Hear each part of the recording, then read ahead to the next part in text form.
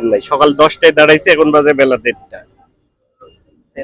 তেল দিবে 300, আমার আসতে যাতে 200 টাকার তেল শেষ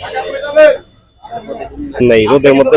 কারণ প্রতিদিন যদি মানুষ তেলই নিতে আসে সারাদিন লাগায়, সকাল 10টায় মানে 10টায় দাঁড়াইছি, আমি আরো 1 ঘন্টা আগে বেরোইছি 9টায়।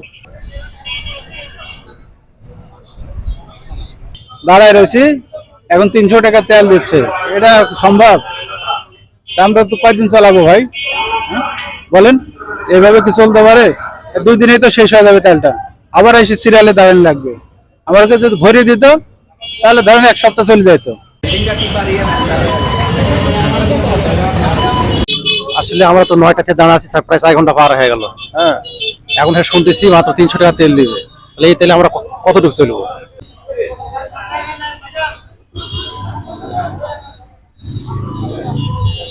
3-4 ঘন্টা দাঁড়ায় থাকি 200-300 টাকার তেল দিচ্ছে, এটা একটা হইলো নিয়ম? হইলো কোন? অল টাইম খোলা রাখলে মানুষের এত বিড়ম্বনা তার পড়তে হয় না। তাও 3-4-3.5 ঘন্টা হবে রোদের মধ্যে। তার সময় এসে লাইনে দাঁড়াইছি, এখন 1:30 বাজে, এখনো তেল পাইনি।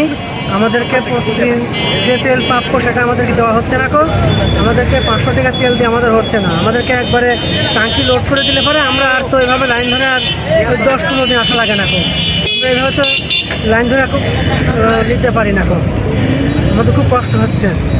এটা রোদ, এই রোদে এত গরম এবং 37-38 ডিগ্রি সেলসিয়াস, কীভাবে আমরা থাকি? আমাদের থাকা সম্ভব হচ্ছে না। অতএব আপনারা দ্রুত এটা সমাধান করেন।